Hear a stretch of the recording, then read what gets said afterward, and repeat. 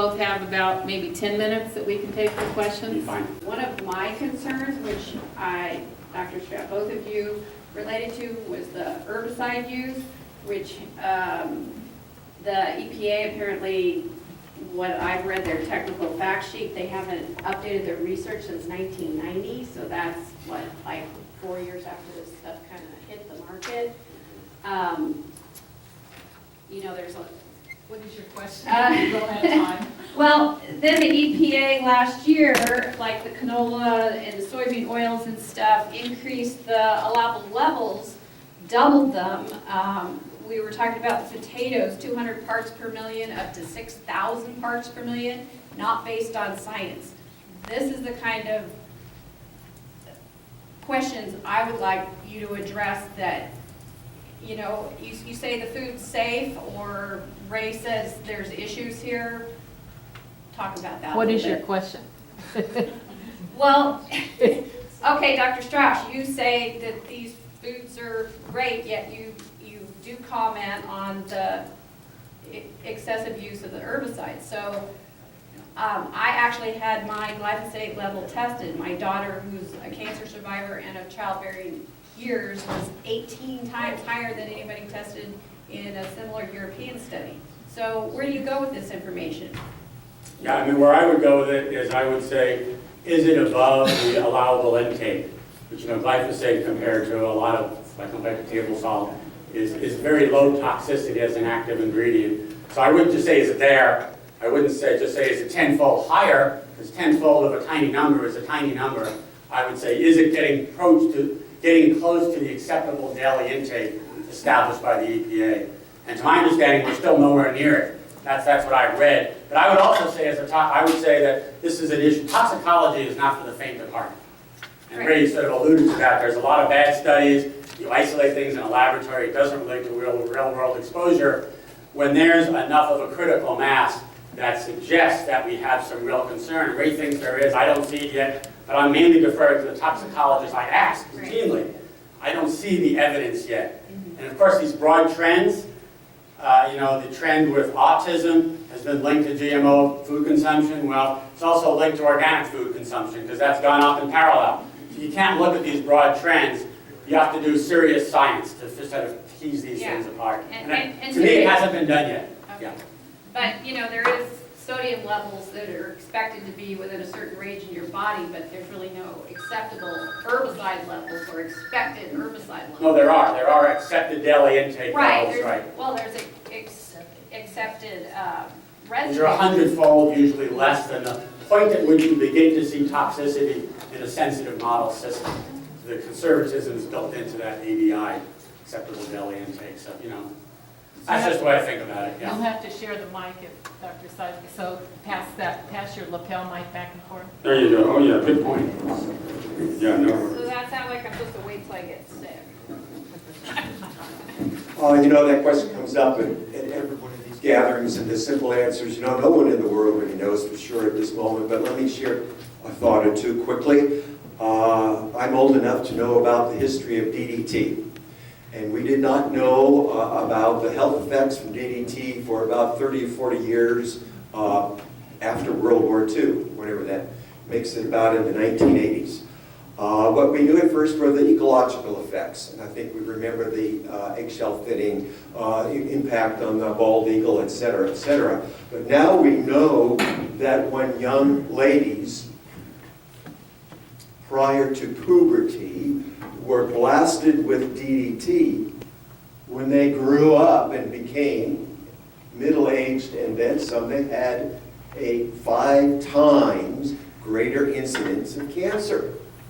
And I'm not trying to say we're at the same place with Roundup as we were with DDT in the 1940s or 50s. But I guess I'm just trying to say, you know, think about hormone replacement therapy. Something that came along, I think, in the 70s. And it took a couple of decades to understand whether it was beneficial or harmful, or both, it depends. And we really don't know the definitive answer. And what I tried to say earlier,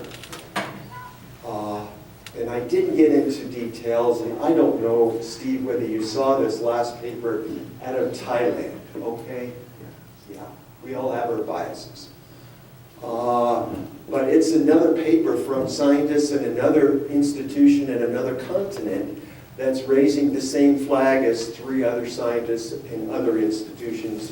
You know, Argentina, France, the Cerolini deal we know about, and the U.S. scientists that did the amphibian studies. And we should be paying a little bit of attention to this data and not just, come on, this is not mainstream. How do we know it's not mainstream yet? Let's pay a little bit of attention and go ahead with it. And the reason why I'm mentioning specifically the last paper is that, Steve, these folks did some relatively sophisticated assays, and they added estrogen to these breast cancer cell lines, and they followed the effect on gene activity.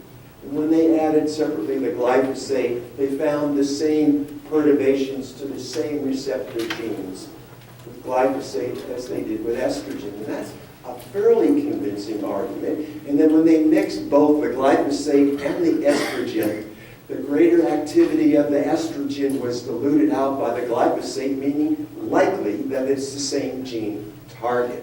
You know, we can't just completely ignore this kind of information, but we don't know how to extrapolate to humans yet. So we have some more questions. You had your hand up first. My name's Kent Knock. I'm not from New York, so I can't talk as fast as you, Dr. Strauss. Hey, I'm from New York too, so watch it, guy. Well, whatever. But I would like to explain this situation. We have a seed growers association in this valley, Southern Oregon Seed Growers Association, Soskin.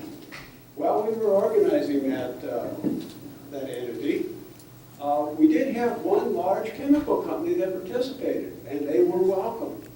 And they were welcome. They were absolutely welcome, sir. Do you have a question? Yes, I'm being interrupted here. Anyway, while we were trying to organize, they wanted to have 30 votes, or 30 plus, however many seed plots that they managed. Each farmer was going to get one. And when they were told that this was a farmer organization, not a seed company organization, and they would not get 30 votes, they walked out. That I cannot justify as part of coexistence. Can you? I don't know the details of the controversies. I've heard various stories about them, so I don't know enough to comment, but sorry about that. Somebody up here have their hand up. I don't know who was first. This is a question for Dr. Seidler. Early in your presentation, you spent a lot of discussion on yields, although Dr. Strauss disputed whether that was even a relevant issue. But you spent a lot of time talking about yields. And I think both of you have agreed that using the GE crop seeds costs the farmer a lot more. And first, I'd just like to check my understanding for some major crops like corn and soybeans. The market penetration of GE seeds into the marketplaces is huge. I think it's on the order of 90% for corn. Is that true? Correct, yes. So if the yields are not that good, why do smart, independent farmers operated in a free market choose to use GE seeds for corn and soybeans?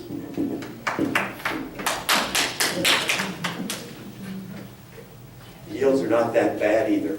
They're comparable, number one. And it's not that easy to change anymore. It's a very difficult, very complex process to change.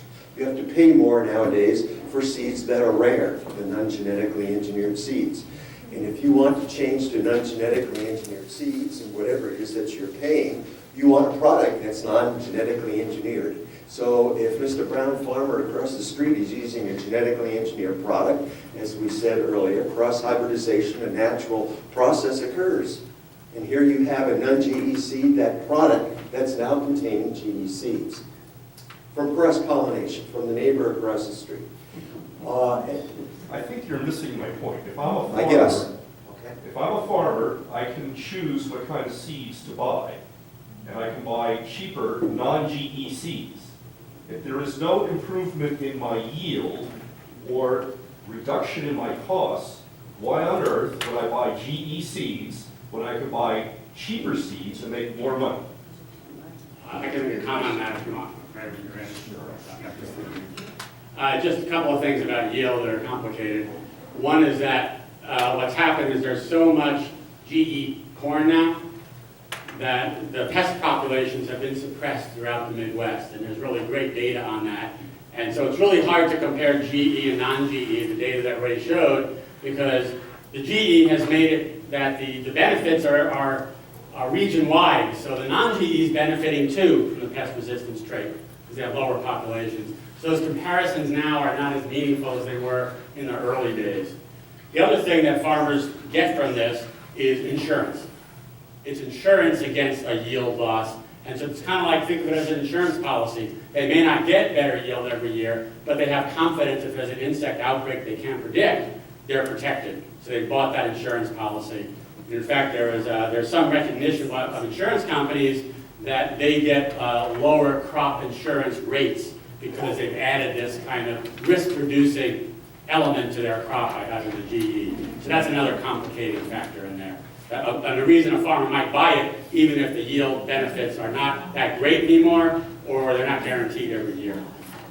Can I, Mary, where are you? Can I make a quick comment, promise? Okay, I wanted to make a comment about Steve's presentation about the yields in developing countries versus the US. No control experiments were done. We don't know if the folks that were using the genetically engineered, whatever, let's say corn, that got the 29% increase in the yields, 29% from what they got the previous year. Well, how did they change their agronomic practices? Did they use the same variety, or did seed companies say, hey, I've got a hybrid variety that is so hot, use it? And it didn't matter if it was genetically engineered or not. It was going to yield more. So I need to see some control experiments that show the fertilizer was the same, the water was the same, the variety of the seed was the same, and so on. So I take the 29% increase as interesting, but that's all. We got a question here. I have a question for Dr. Strauss regarding DDT. Dr. Seidler mentioned DDT as an example, and I wanted you to address that. Like the spotted owl and the desert tortoise, I understand that the studies from DDT creating much thinner eggshells has been debunked, and as a result of banning DDT, millions of children in developing worlds are dying of malaria because they don't have access to DDT. Could you elaborate on that, please? Yeah, I'll give you my understanding, mainly from seeing toxicologist colleagues of mine lecture on this. So, to my understanding, the DDT impacts on humans remain extremely small and marginal, contrast to what Ray said, but the impacts on birds and their eggshells are near certain. And that's the reason we ban DDTs, because of wildlife concerns primarily. And there's a very nice article in National Geographic, in fact, a few years back, showing when worldwide concern, the thought was, well, if we ban DDT here, why shouldn't we ban it globally? Why should we treat the developing world differently? And we did ban it, and the rate of malaria deaths skyrocketed. I mean, it's an amazing peak. And then when it was reintroduced, they came back down. And so I think you're right about that, is that our policies imposed on the developing world had severe costs. And so now it's back. And the challenge, but there's also lots of DDT-resistant mosquitoes. Right. So the challenge is using it smartly, like treating bed nets, treating the perimeters of homes, not spraying it broadcast year after year. That will not work in the long run. But yes, having it back in there has saved millions of lives. I didn't realize it was back. I'm sorry. Yeah, it is back on a more limited basis, yes. First of all, I'd like to thank both of you. I think, Talk into the mic. I'm a little nervous, excuse Okay. me. I think we missed the whole point of GMO. If you stick BT and weed resistance into it, we eat it. We either wear it on our skin or we eat it. I don't think it's been out long enough that you can say that it's great stuff. I just don't think so. Because what happens is, even with cottonseed meal is fed to cattle. We eat beef. And the permanence of everything, I think, is very, very bad. I think they're going to prove in another 10 years that it's terrible. And I think you missed the point that GMO for medical purposes, they're conquering cancer with genetic modification. And fixing trees, great idea. Right. To get rid of the viruses and that kind of stuff. I think that's great. But messing with our food is a whole nother So what's ballgame. your question? Address it. What's the question? The question is, how do we get around having all the BT and the resistance to all this stuff in our food? Because we get it in our food, whether we like it or not. How do we get it out? No, that's great, and I think people have a lot of people have the same concerns, and I'll just tell you how scientists and toxicologists and EPA thinks about this and tries to make decisions. Obviously, we can't do long-term trials on humans and be sure it's safe, right? That's not ethically allowable. Well, I'm just saying we can't do it before we put it into the market. So you set up these margins of safety, you study the isolated elements, Don't be rude. right? And you do high dose studies to try to see if you can have an effect at very high doses in various animal systems. You look at current use, like you've used BT as an organic spray for years, and you do eat it. There's residues from organic and conventional agriculture of all these pesticides, Is it toxic? organic and not. It's all toxic at high doses. See, one thing about toxicology, the dose makes the poison. Almost everything is toxic at a high enough dose. Almost nothing is toxic at a low enough dose. And so the question is, what's the dose? And so you do these high dose studies, and you don't allow things into the marketplace that don't have a very high margin of safety. And yes, sometimes you'll make a mistake, but the question is, how do you go forward? The scientists and regulatory agencies make these calculations of benefit, how much insecticide won't we spray, that's now creating a problem, versus risk. How much risk is there given the toxicity? And the other thing they'll take into account is the mechanism of action. So BT is not a toxin to us. We could eat a huge amount because we don't have the alkaline gut and we don't have the receptors for the toxin. So again, the knowledge of how it works, in addition to the toxicology of those studies, help regulators come to a decision without doing long-term studies. And my guess is they're right 99% of the time, but not 100%. The question is, how do you go forward? What about cell phones? There's still lots of questions about those. Again, risk-benefit balancing is what we do. Hope that helps. Thank you. So Before I forget, I want to publicly thank Steve for coming down here. He's a working guy, I'm not. And Tom and Mary for putting all of this together and bringing us all together.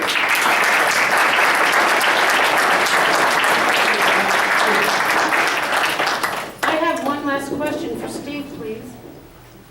I need to get out of here, so you Okay, can I'll be very fast. quick. Not labeling and putting an unnecessary burden on families with allergies and many other health problems.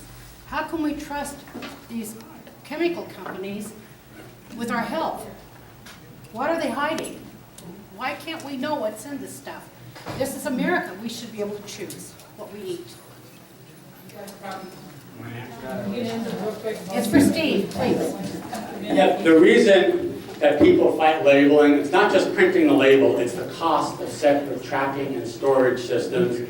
It's the risk of making consumers concerned when there's been far more science about these GM than there has been with conventional crops. As I told you, we mess with all kinds of aspects of their safety and health in conventional breeding. So it's the cost and it's the notion that it's misleading. We also have a labeling system today in the U.S.